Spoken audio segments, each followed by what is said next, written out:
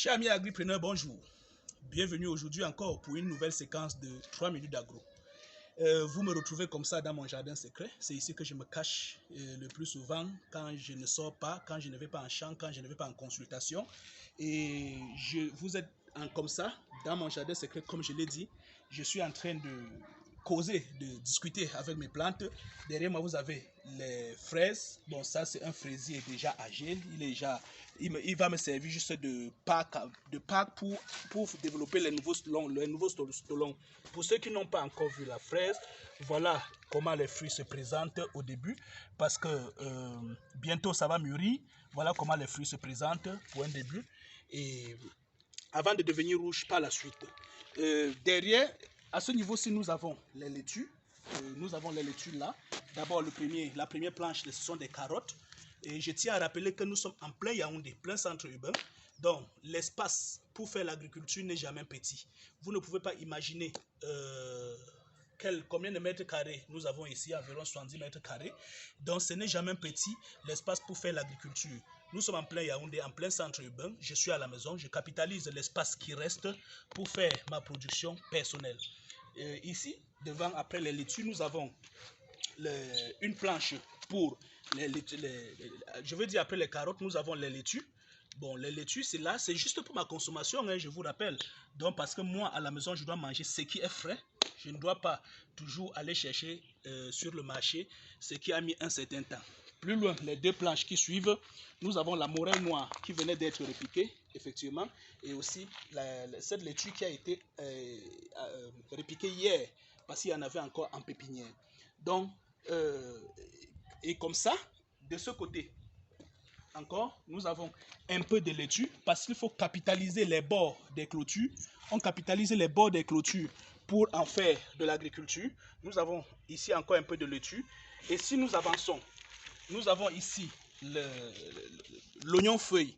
L'oignon feuille, pourquoi? Parce que ce sont les feuilles justement qu'on coupe, qu'on récolte pour assaisonner les repas.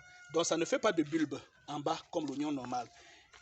Un peu, si on avance, nous allons trouver, nous allons avoir les céleris. Les céleris, c'est toujours pour l'agriculture. Ça c'est juste pour la consommation personnelle.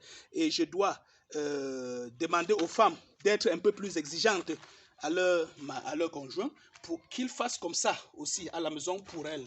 Ici, nous avons le poireau. Le poireau à la maison, ça fait que madame ne doit pas toujours sortir tout le temps pour aller chercher les condiments de 50 francs dans la boutique d'à côté. Bon, si nous regardons un peu ici en haut, nous allons remarquer que nous avons les céleris encore dans les boîtes. Ici, nous faisons de la récupération. La récupération des bouteilles plastiques qui sont jetées dans la nature et qui polluent en fait notre environnement. Ici, nous faisons une récupération pour la production. Et quand vous voyez ces plants dans les bouteilles comme ça, ce n'est pas parce que c'est en hauteur, ce n'est pas posé sur le sol que c'est l'agriculture hors sol, non. Je vais faire une différence entre l'agriculture hors sol et l'agriculture conventionnelle.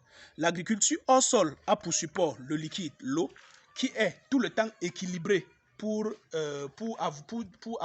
donner suffisamment de matière nutritive au sol, au liquide pour nourrir les plantes.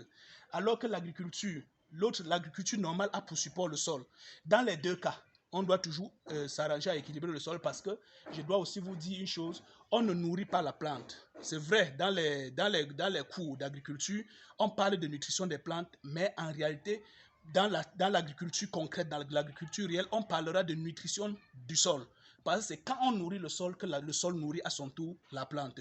Bon, pour ceux qui n'ont pas d'espace comme ceci, qui sont peut-être en hauteur, sur des balcons, terrasses, ainsi de suite, ils peuvent utiliser soit ce système, mais ce système, l'inconvénient, c'est que tous les jours, il faudra arroser. Vous pouvez aussi utiliser maintenant cet autre système. Ce système, vous voyez, c'est encore une bouteille de récupération d'eau minérale que nous avons utilisée autrement. Vous voyez, il y a deux niveaux. Un niveau dans lequel il y a le sol, et le deuxième niveau où il y a de l'eau. Si je soulève le premier niveau, vous allez vous rendre compte qu'il y a une mèche qui plonge dans l'eau qui est au fond et cette mèche permet d'envoyer l'eau en haut. Dans ce système, vous n'avez pas besoin d'arroser la plante tous les jours. Vous pouvez faire minimum 10 jours sans arroser parce que la plante va s'arroser naturellement. Ça veut dire la pelle foliaire va, va pousser les racines à pomper l'eau du bas vers le haut. Du coup, la plante va s'arroser automatiquement. Donc, dans ce même cas, ce n'est toujours pas l'agriculture hors sol. L'agriculture hors sol, je le rappelle, c'est l'hydroponie. Donc, vous comprenez que si vous avez une terrasse, une dalle, je ne sais pas, tout ce que vous voulez, vous n'avez pas accès au sol, vous pouvez faire un potager avec ce système et avoir les mêmes rendements, les mêmes résultats. Vous n'avez pas besoin d'utiliser les produits de synthèse. On est appelé à utiliser les engrais, mais en termes d'engrais, nous avons les fientes de poule, nous avons tout. Et pour cette production, par exemple, je n'ai utilisé que ce produit qui s'appelle le Net Eden. Ce produit, comme vous le voyez, cette formule est spécialisée pour les céréales, mais je l'ai utilisé pour produire tout ce que vous voyez là, sans utiliser le spécial maraîcher. Mais lui, ça c'est le spécial céréales. Lui, il a marché dans une certaine mesure, mais l'idéal aurait été que j'utilise le spécial maraîcher. Donc vous comprenez, j'aurais pu également fabriquer mes propres engrais à la maison en utilisant soit la fleur marguerite, en utilisant soit la cendre de bois de cuisine, mais à concurrence de temps, je n'avais pas le temps pour ça. On ne peut pas tout faire dans la vie. Je fais appel à ce produit qui est un produit camerounais, fabriqué par la société Nelcosar, camerounais, 100% camerounais et totalement non toxique. Parce que comme c'est écrit quelque part en bas, on dit de le garder à l'abri des enfants et des souris. Parce que les souris aussi boivent ce produit et prolifèrent beaucoup chez vous pour vous causer des ennuis. Donc si déjà la souris peut boire, parce que ce produit également est utilisé dans l'élevage. Non seulement il est utilisé dans l'agriculture, mais également dans l'élevage. Donc vous comprenez que vous gagnerez à utiliser ce type de produit pour éviter les nouvelles maladies émergentes que nous avons ici dehors, notamment les AVC qui n'ont plus d'âge, qui frappent tous les niveaux. Donc il faut éviter ces produits. Donc aujourd'hui, c'était spécial agriculture de plaisance parce que ce type d'agriculture, ce n'est pas forcément pour se faire de l'argent, c'est pour le plaisir des yeux. Donc, c'était l'agriculture de plaisance et la capitalisation des petits espaces en plein centre-ville.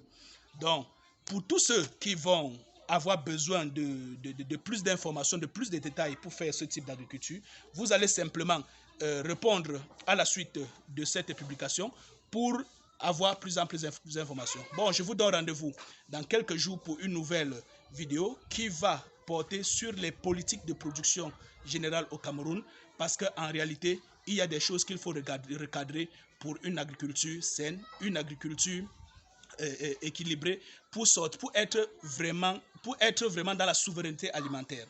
Donc, à plus. Bye.